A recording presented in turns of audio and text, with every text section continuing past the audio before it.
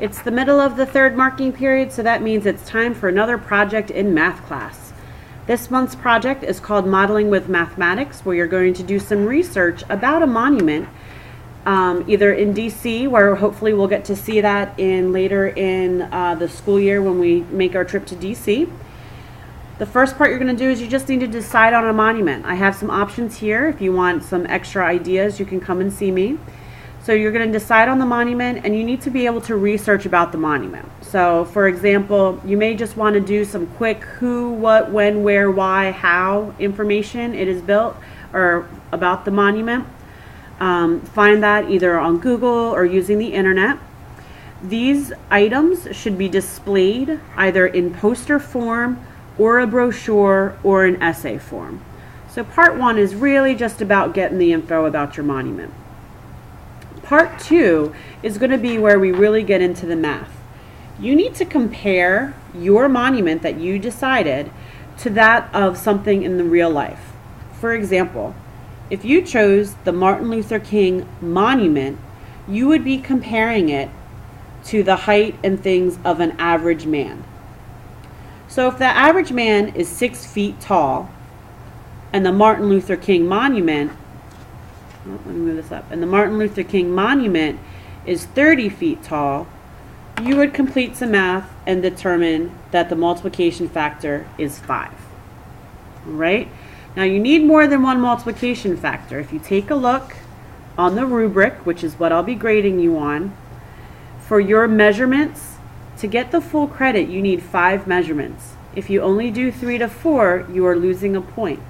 So you want to make sure that when you have an object that you're going to be researching the measurements on, that you are doing 5 measurements. You may want to organize that information in a table.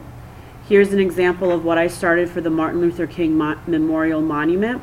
I can look up the width, the height, and the arm, how big the arm is in the monument compared to how big it is in the average man. And again, I'm going to have a multiplication factor for every single one of those.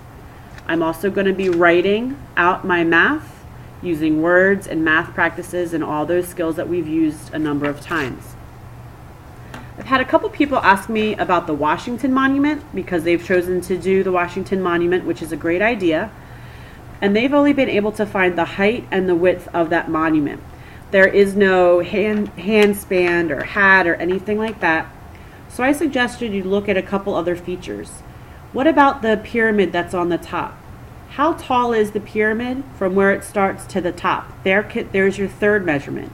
You'd have 1, 2, 3.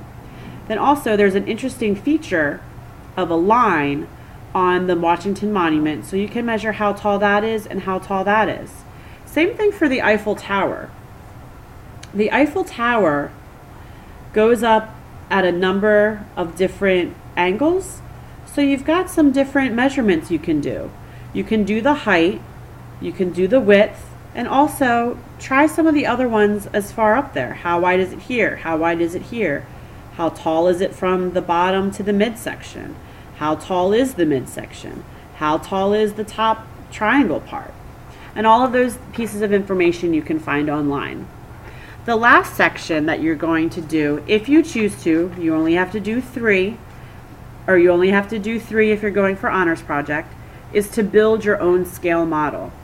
Just make sure that you are aware that in this section you also have some math to do.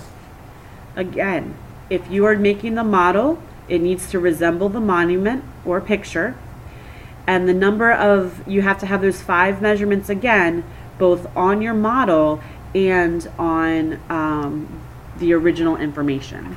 If you have any questions, please let me know.